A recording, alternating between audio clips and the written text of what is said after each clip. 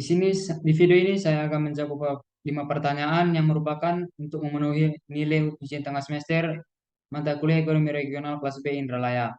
Pertanyaannya yang pertama, jelaskan 3 teori lokasi klasik dan neoklasik menurut Weber, Moses, dan Hotelling. Yang pertama, teori klasik dari Weber. Alfred Weber menekankan eh, 3 faktor utama yang menentukan pemilihan lokasi perusahaan industri. Yang pertama yaitu ongkos transportasi, yang kedua perbedaan upah dan buruh, dan yang ketiga adalah kekuatan aglomerasi. Eh, asumsi, asumsi utama dari Weber adalah yang pertama topografi yang homogen, yang kedua biaya transportasi yang homogen, dan yang ketiga kualitas dan gaji pekerja yang homogen, keempat persaingan bebas dan perusahaan dapat menjual produk dalam jumlah tak terhingga, dan yang kelima adalah modal tersedia secara homogen. Eh, Weber mengembangkan sebuah model matematis untuk mencari lokasi optimal pabrik berdasarkan faktor-faktor tersebut. Model ini disebut sebagai segitiga lokasi, yang mencari lokasi pabrik yang meminimalkan biaya transportasi antara dua sumber bahan baku dan satu pasar, yang secara geografis membentuk segitiga. Lokasi optimal pabrik tergantung pada jenis industri yang dijalankan, yaitu eh, loka- teori segitiganya dibagi dua, yaitu industri weight lossing dan industri weight gaining. Di sini saya akan menggambarkan kedua kurva tersebut.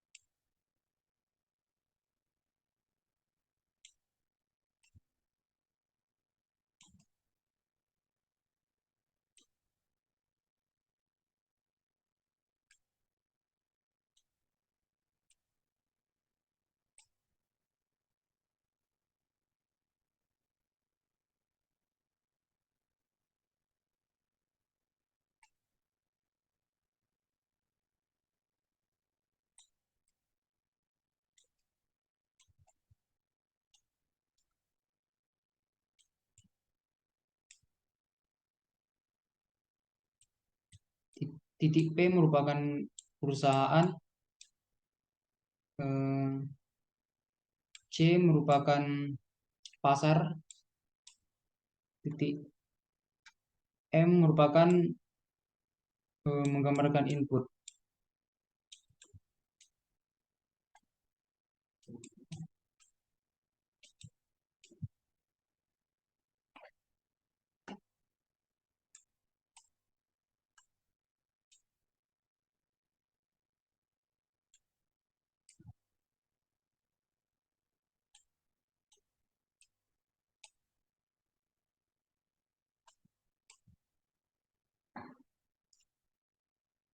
Em, jadi di sebelah kiri atau yang merupakan industri weight lossing, yaitu industri yang hasil produksinya lebih ringan dan bahan bakunya setelah melewati proses produksi. Contoh industri weight lossing adalah industri gula, kertas, besi, dan baja.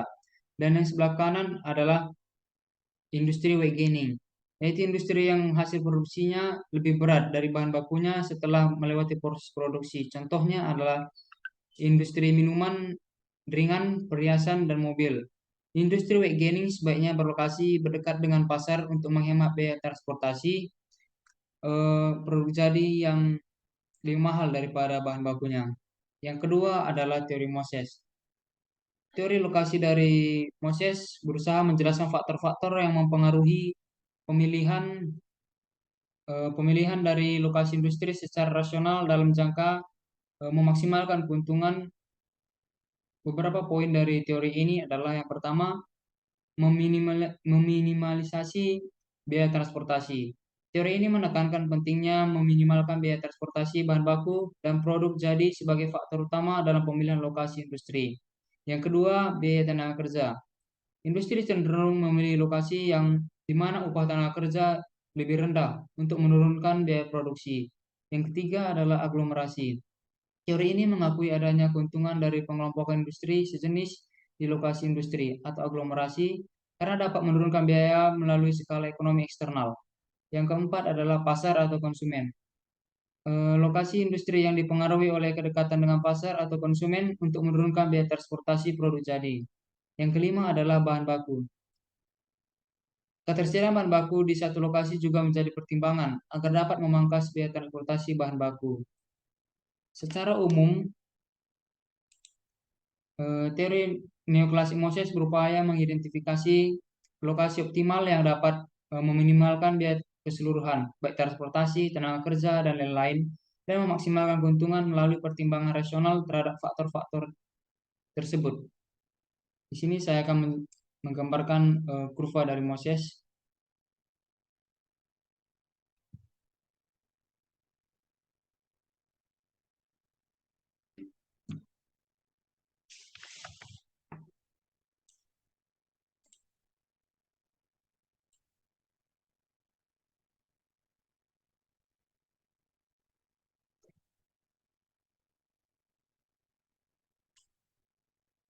M merupakan input,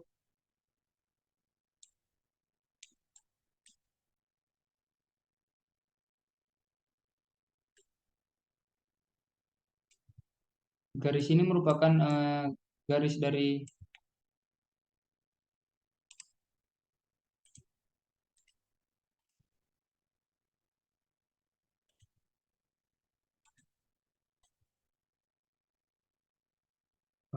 garis dari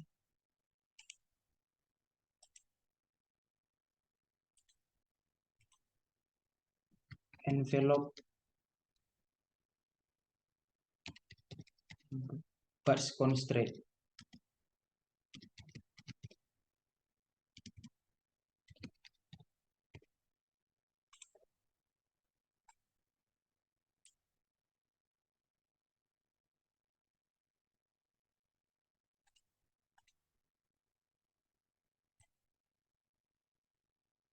Ini merupakan garis dari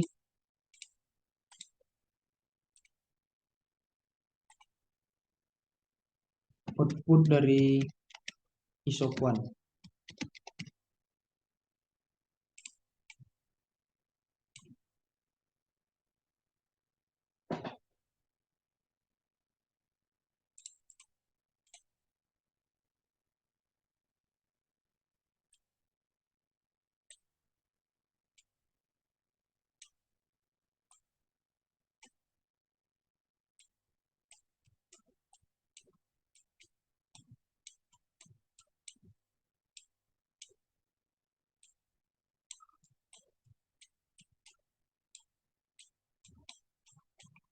Jadi ini merupakan perubahan lokasi produksi, di mana jika suatu saat terjadi pembangunan infrastruktur transportasi pada wilayah input M1, maka biaya transportasi sumber daya hewan akan menurun atau logistik dari cost menurun.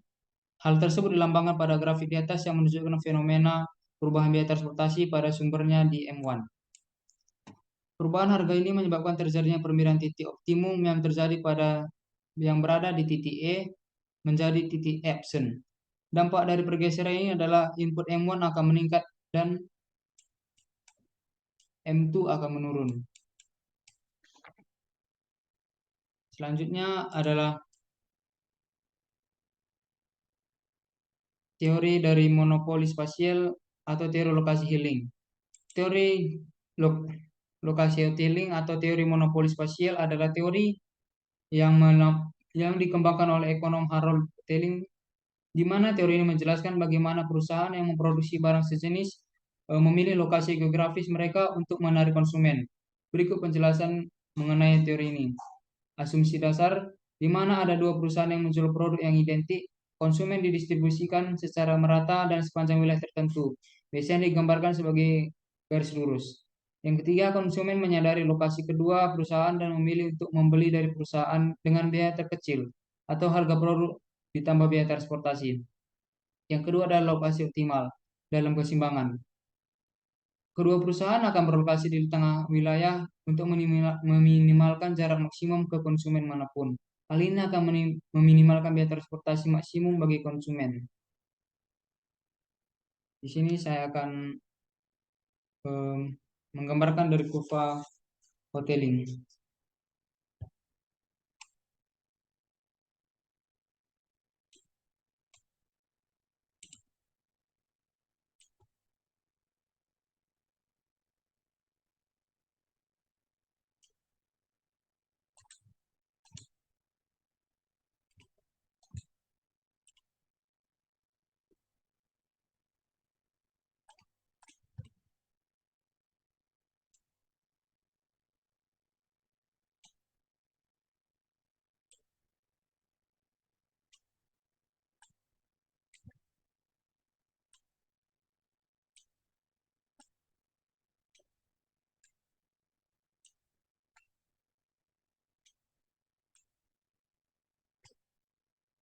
di mana ini merupakan eh,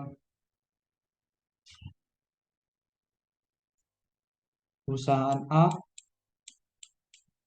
dan perusahaan B. Dan ini merupakan market atau pasar,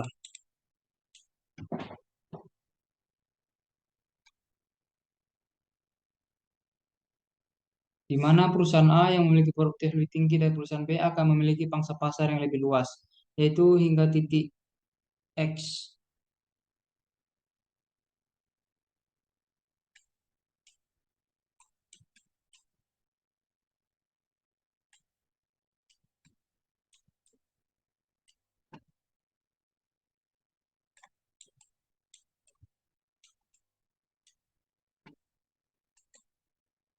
Ini merupakan kurva dari teori Hotelling.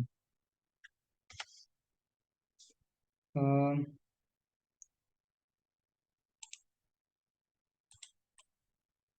Selanjutnya saya akan menjawab pertanyaan nomor 2, yang dimana pertanyaannya, apa itu aglomerasi, keuntungan dan kerugiannya?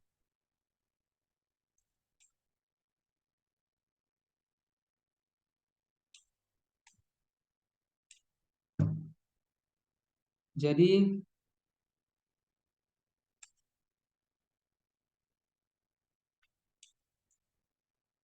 aglomerasi adalah konsentrasi atau pengelompokan aktivitas ekonomi seperti industri, perusahaan, dan populasi di suatu wilayah geografis tertentu. Aglomerasi terjadi karena adanya keuntungan-keuntungan yang diperoleh dari lokasi yang saling berdekatan. Keuntungan aglomerasi. Yang pertama, economics of scale, pengelompokan, di mana pengelompokan aktivitas ekonomi memungkinkan perusahaan untuk memproduksi barang dan jasa dalam skala yang lebih besar sehingga dapat menurunkan biaya produksi. Contohnya adalah kawasan industri logam di Tegal. Yang kedua adalah aglomerasi menciptakan pasar tenaga kerja yang menyimbangkan dan lebih mudah untuk mendapatkan tenaga kerja yang dibutuhkan. Contoh, kawasan industri teknologi informasi di Bangalore, India, yang menarik banyak pekerja terampil di bidang IT di seluruh negeri. Yang ketiga adalah akses terhadap input dan pasar. Perusahaan yang terlokasi di dalam aglomerasi memiliki akses yang lebih terhadap bahan baku, pemasok dan pasar yang lebih luas. Transfer pengetahuan dan teknologi. Konsentrasi industri memfasilitasi transfer pengetahuan dan teknologi antar perusahaan, sehingga mendorong inovasi dan peningkatan produktivitas. Yang keempat, infrastruktur yang lebih baik. Aglomerasi mendorong pembangunan infrastruktur yang lebih baik, contoh jalan, pelabuhan, dan fasilitas lainnya. Kerugian aglomerasi yaitu yang pertama, peningkatan biaya lahan dan sewa. Meningkatnya permintaan terhadap lahan dan properti di wilayah aglomerasi dapat menyebabkan kenaikan biaya dan lahan sewa yang signifikan. Yang kedua adalah persaingan yang ketat. Aglomerasi menciptakan persaingan yang ketat di antara perusahaan-perusahaan yang beroperasi di wilayah yang sama, yang dapat menekankan margin keuntungan. Yang ketiga adalah ketergantungan yang tinggi perusahaan terhadap lokasi yang ada di lokasi aglomerasi tersebut, di mana akan menjadi sangat tergantung pada aktivitas ekonomi di wilayah tersebut, sehingga rentan terhadap guncangan ekonomi regional. Yang keempat adalah biaya tenaga kerja yang lebih tinggi. Di wilayah aglomerasi, biaya hidup dan upah tenaga kerja cenderung lebih tinggi dibandingkan dengan wilayah lain, yang dapat meningkatkan biaya produksi perusahaan. Contohnya adalah biaya upah tenaga kerja yang tinggi di kawasan industri Tokyo, Jepang. Di sini saya akan menggambarkan kurva dari aglomerasi.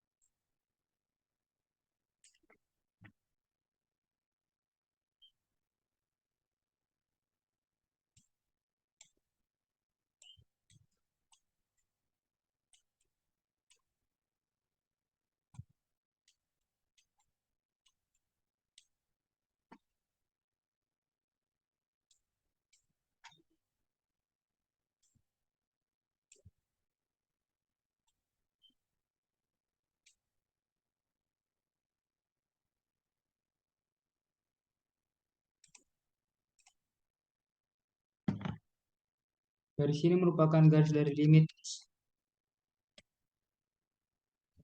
to grow.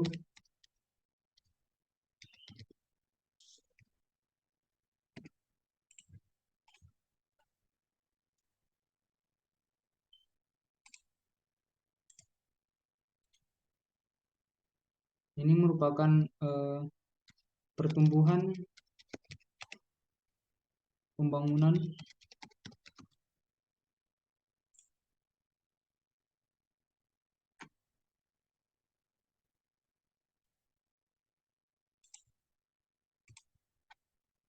dan ini merupakan polusi.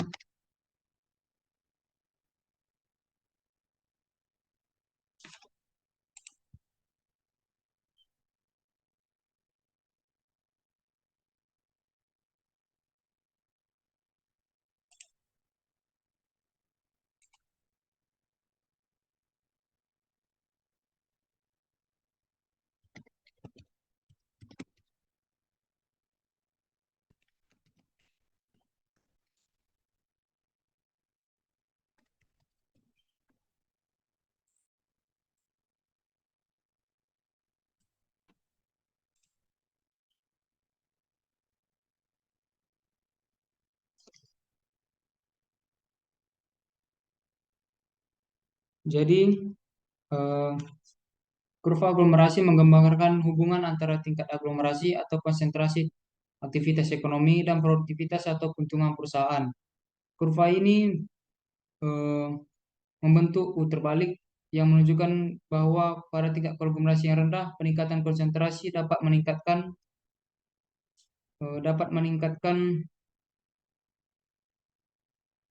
konsentrasi, meningkatkan produktivitas karena adanya keuntungan aglomerasi. Di mana pada tingkat aglomerasi yang rendah atau bagian kurva kiri, peningkatan konsentrasi aktivitas ekonomi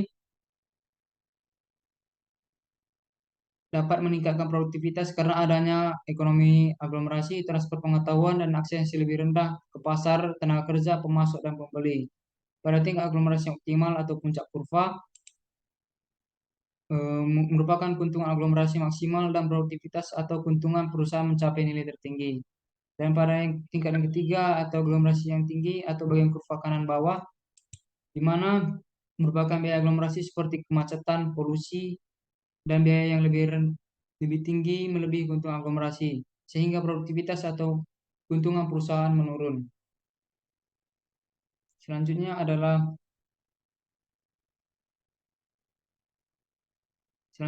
pertanyaan nomor yang ketiga, jelaskan tipe atau jenis ekonomi aglomerasi dan contohnya.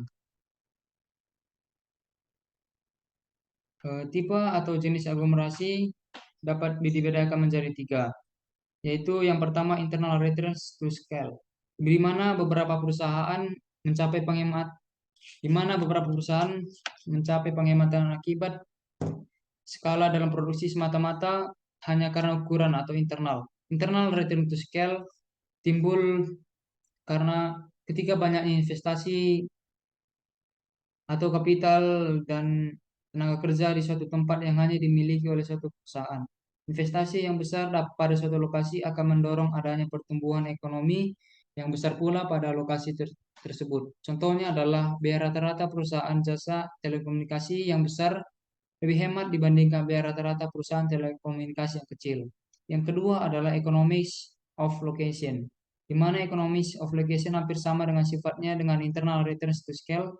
Hanya saja pada kasus ini banyak perusahaan yang terlibat, namun masih berada dalam satu sektor. Contohnya adalah kawasan wisata kuliner. Yang ketiga adalah economics of urbanization, di mana economics urbanization ini sifatnya yang kedua aglomerasi di atas. Namun bedanya adalah perusahaan yang terlibat bersifat lintas sektor atau berbagai jenis industri. Contohnya adalah berbagai jenis industri berteknologi tinggi memilih lokasi di kota besar seperti Jakarta dan sekitarnya. Karena adanya berbagai input produksi ketersedia di kota besar dengan harga yang relatif lebih murah. Selanjutnya, sini saya akan menjelaskan pertanyaan nomor 4, di mana jelaskan model Van Tunen. Jadi, model Van Tunen adalah memberikan asumsi, memberikan lima asumsi di mana yang pertama terdapat satu pusat kota yang berlokasi di TTM atau market point. Semua komoditas pertanian diperdagangkan di pusat kota ini. Seluruh lahan dimiliki oleh tuan tanah. Tuan tanah akan menyewakan tanah kepada penyewa yang membayar sewa paling tinggi. Yang ketiga adalah sewa petani. Semua petani memproduksi produk pertanian yang sejenis dengan teknologi produksi yang sama dan perbandingan tetap antara input lahan dan dengan input non lahan. Perbandingan tetap menunjukkan tidak adanya saling substitusi antara input lahan dengan input non lahan. Yang keempat adalah kesuburan lahan dianggap merata di semua lokasi. Yang kelima adalah terdapat kebebasan untuk keluar masuk pasar pertanian sehingga laba yang diperoleh adalah normal atau laba nol. Misalkan seorang petani menanam gandum dan mampu menghasilkan 1 ton sehari, 1 ton dari 1 hektar yang ditanami. Petani tersebut menggunakan input non lahan dan lahan, tenaga kerja, pupuk, bibit obat-obatan, dan lain-lain dengan proporsi tetap. Eh, di sini saya akan menggambarkan kurva dari model von Thunen.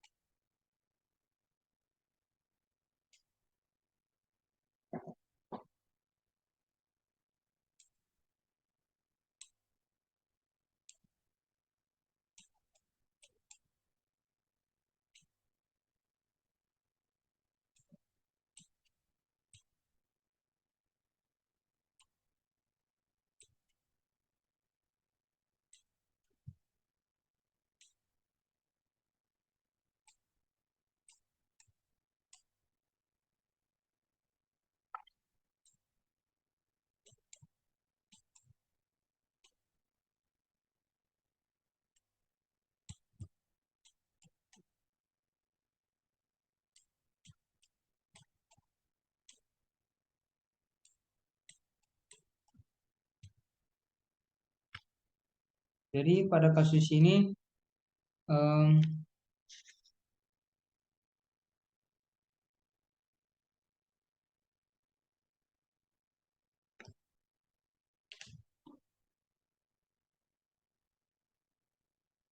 diketahui lokasi tepat di M, di mana sewa lahan gandum sebesar 50, sewa lahan petani barley $100, di mana mampu lebih tinggi, eh, dengan biaya transportasi masing-masing. Sewa lahan petani gandum 0 pada radius 50 km. Sewa lahan petani barley sama dengan 0 pada radius 40 km, dan M 25 km ditanami oleh barley, atau di sini 25 sampai 50 km ditanami gandum.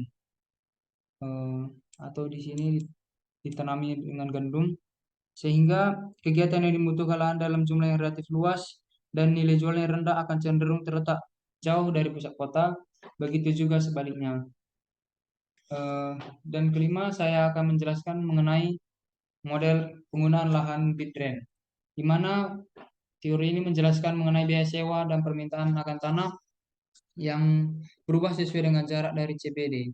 Teori ini menyatakan bahwa pengguna tanah akan berkompetisi satu dengan yang lain untuk mendapatkan lokasi yang paling optimal untuk menunjang usaha mereka. Semakin dekat dengan pusat kota, semakin tinggi penawaran sewa tanah mereka atau bid rent. Asumsi dari teori ini adalah yang pertama, kota terdiri dari satu pusat pasar, pasar M, semua barang akan diperdagangkan. Yang kedua, kesuburan lahan merata di semua lokasi. Yang ketiga, eh, input lahan dan non lahan saling bersubstitusi. Dan yang keempat, tanah dimiliki oleh tuan tanah dan disewakan pada penyewa dengan harga yang paling tinggi. Dan yang kelima, terdapat biaya transportasi.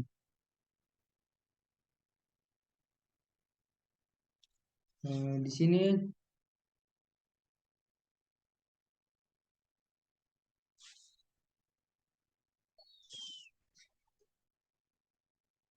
saya akan menggambarkan kurva dari model Bitbrain.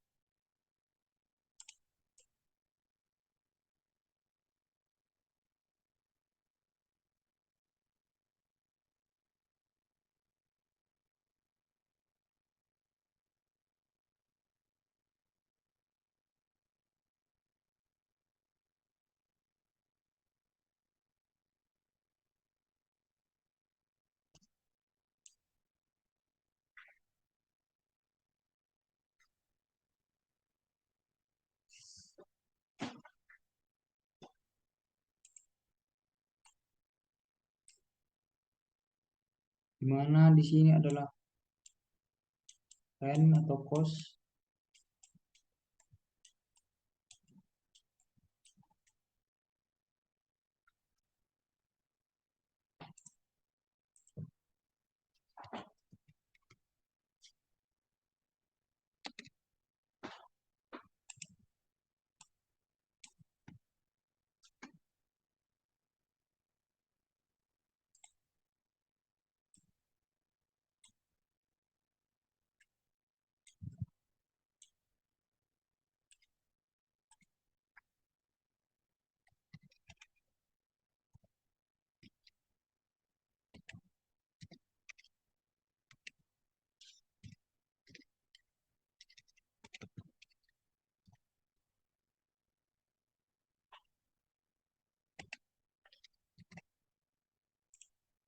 Jadi kombinasi penggunaan lebih banyak input yang lebih murah dan lebih sedikit input yang relatif mahal. Produsen perumahan akan cenderung berlokasi di pusat kota dengan sedikit lahan dan bertingkat atau apartemen di rumah satu rusun. Eh, saya akan menggambarkan kurva yang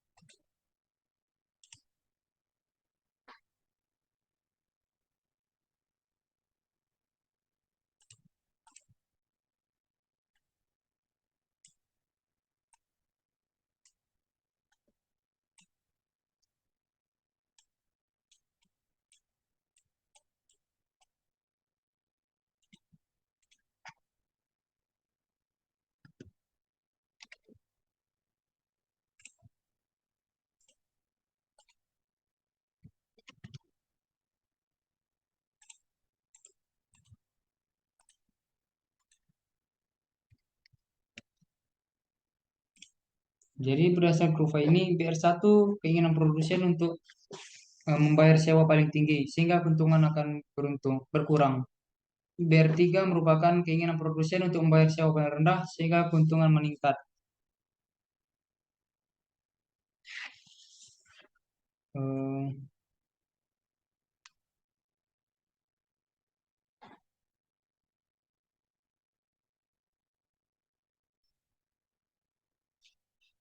Mungkin sekian yang dapat saya sampaikan. Sekian dan terima kasih.